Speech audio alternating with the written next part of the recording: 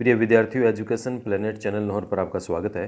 और आज के इस वीडियो में कक्षा 7 एसएसटी की बुक, जिसका पार्ट सामाजिक और राजनीतिक जीवन, उसमें चैप्टर नंबर 6 यानी राजनीति विज्ञान की पुस्तक का पार्ट 6 संचार माध्यमों को समझना। इस पाठ के पाठ्यपुस्तक के प्रश्नोत्तर इस वीडियो में करेंगे, तो पाठ को प्रारंभ करते हैं। पहला प्रश्न है, प्रजातंत्र में संचार माध्यम किस प्रकार महत्वपूर्ण भूमिका निभाते हैं? उत्तर है, प्रजातंत्र में संचार माध्यमों की भूमिका। नंबर 1, संचार माध्यमों से नागरिक जान सकते हैं कि सरकार किस प्रकार से काम कर रही है, और संचार माध्यम निश्चित करते हैं कि किन बातों पर जनता का ध्यान केंद्रित किया जाना है। इस प्रकार संचार माध्यम जनमत निर्माण का एक सशक्त माध्यम है। और तीसरा, वह जनता को सरकारी नीतियों अथवा कार्यों के पक्ष और विपक्ष हेतु मंच प्रदान करते हैं। अब संचार माध्यम होते कौन कौन से हैं? रेडियो हो गया, टीवी हो गया, अखबार है, आजकल इंटरनेट है, कोई पैम्पलेट का वितरण है, पुस्तक है। ये सारी की सारी चीज़ें क्या है?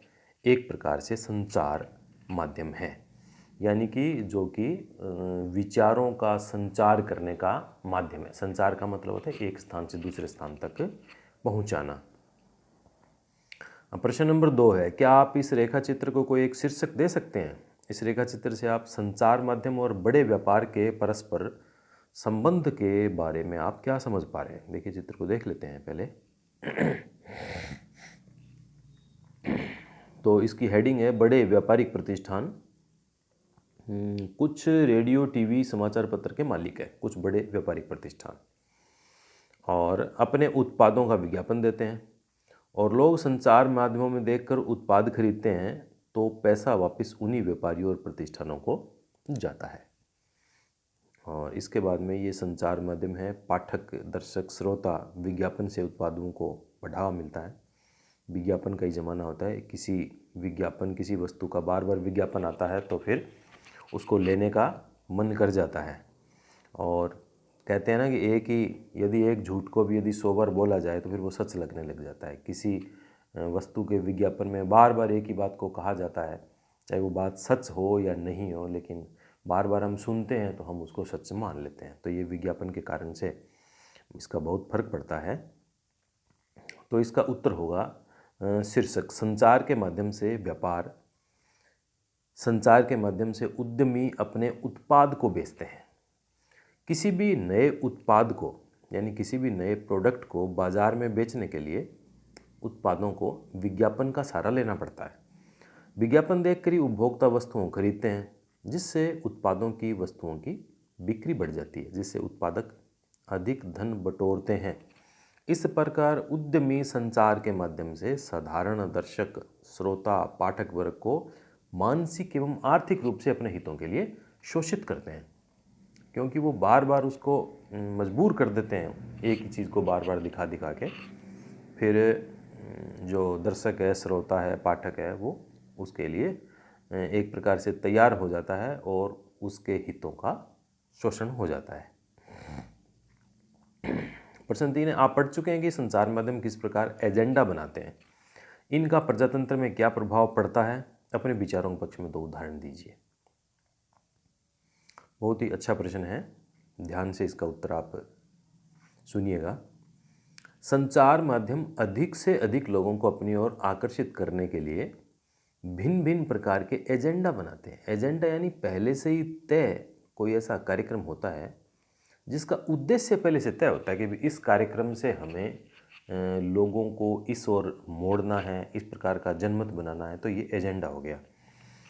तो संचार माध्यम अधिक से अधिक लोगों को अपनी ओर आकर्षित करने के लिए भिन्न भिन्न प्रकार के एजेंडा बनाते हैं, और ये प्रजातंत्र को अनेक प्रकार से प्रभावित करते हैं। जैसे उदाहरण के लिए, सरकार की नीतियों के बारे में जनता को बतलाती है, जनता सरकार की नीतियों पर अपना जनमत तैयार करती है। दूसरा, संचार माध्यम निश्चित करते हैं कि किन बातों पर ध्यान केंद्रित किया जाना है, और इस तरह वह एजेंडा निश्चित कर देते हैं, और अंत में उसी विषय की ओर वो बात को मोड़ते हैं जहाँ पर वो बात को ले जाना चाहते हैं।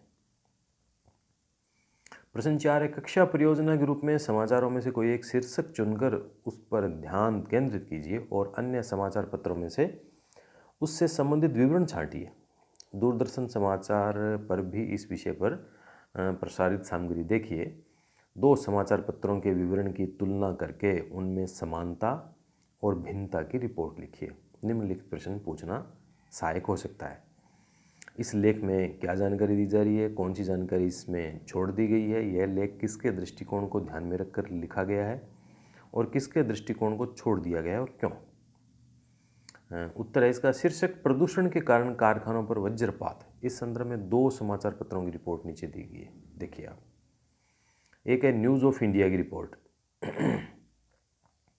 अब न्यूज़ ऑफ इंडिया की रिपोर्ट क्या लिखती है, प्रदूषण फैलाने वाले कारखानों पर वज्रपात, विरोधियों द्वारा चक्का जाम, यातायात रुकना, कारखानों के मालिकों और मजदूरों के हिंसात्मक विरोध ने आज शहर की गतिविधियों को रोक कर रख दिया। सड़कों पर वाहनों के विशाल जाम लगने के कारण लोग समय से अपने काम पर नहीं पहुंच सके। कारखाना मालिक और मजदूर सरकार के प्रदूषण फैलाने वाली इकाइयों को बंद करने के निर्णय का विरोध कर रहे हैं। यद्यपि सरकार ने यह निर्णय कुछ जल्दबाजी में लिया है, परंतु विरोधियों को काफ़ी समय से यह पता था कि उनकी इकाइयाँ गैरकानूनी हैं। इन इकाइयों के बंद होने से शहर प्रदूषण का स्तर काफ़ी कम हो जाएगा। शहर के गणमान्य नागरिक श्री जैन ने कहा, हमारा शहर भारत के नए व्यावसायिक केंद्र के रूप में स्थापित होता जा रहा है। इसके साथ साथ ये भी आवश्यक है कि शहर साफ और हरा भरा रहे और प्रदूषण फैलाने वाले कारखानों को हटाया जाना चाहिए और विरोध करने के स्थान पर कारखानों के मालिक व कामगारों को पुनर्स्थापन का प्रस्ताव स्वीकार कर लेना चाहिए। एक दूसरे समाचार पत्र की रिपोर्ट देखिए। दूसरा समाचार पत्र है इंडिया डेली की रिपोर्ट। अब शीर्षक है, कारखानों के बंद होने से घोर अशांति।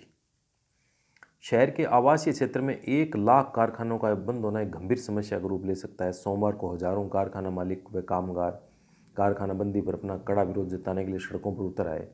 उन्होंने कहा कि इससे उनकी रोजी रोटी छिन जाएगी। उनका कहना है कि गलती नगर निगम की है, क्योंकि वह आवासीय क्षेत्रों में लगातार नए कारखाने लगाने के लिए लाइसेंस देता रहा।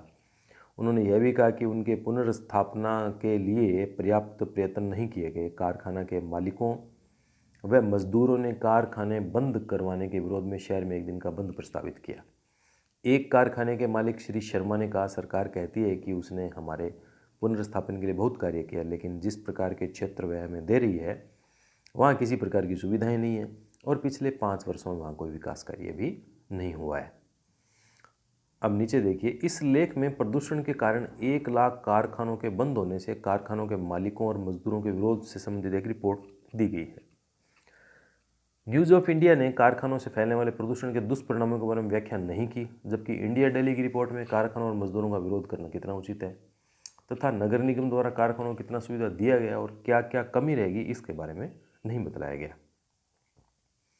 न्यूज़ ऑफ इंडिया के लेख, प्रदूषण के कारण कारखानों के बंद होने से मजदूरों द्वारा विरोध करने से सड़कों पर लगने वाले जाम को ध्यान में रखकर रिपोर्ट तैयार किया गया है, जबकि इंडिया डेली में कारखानों के मालिक और मजदूरों के प्रतिक्रिया के संबंध में रिपोर्ट तैयार की गई है। इन दोनों रिपोर्ट में कुछ दृष्टिकोण को छोड़ दिया गया है। न्यूज़ ऑफ इंडिया रिपोर्ट में प्रदूषण से होने वाले नुकसान के संदर्भ में जनता की प्रतिक्रिया के बारे में नहीं बताया गया। इंडिया डेली रिपोर्ट में मजदूरों के रोजगार और उनके अपर्याप्त पुनर्स्थापनों को महत्व नहीं दिया गया। तो इस प्रकार से आपने देखा कि किस प्रकार से पहले से एजेंडा समाचार पत्र का तय था कि हमें इस दिशा में इस बात को लेके जाना है और उसी प्रकार का उन्होंने समाचार बनाया।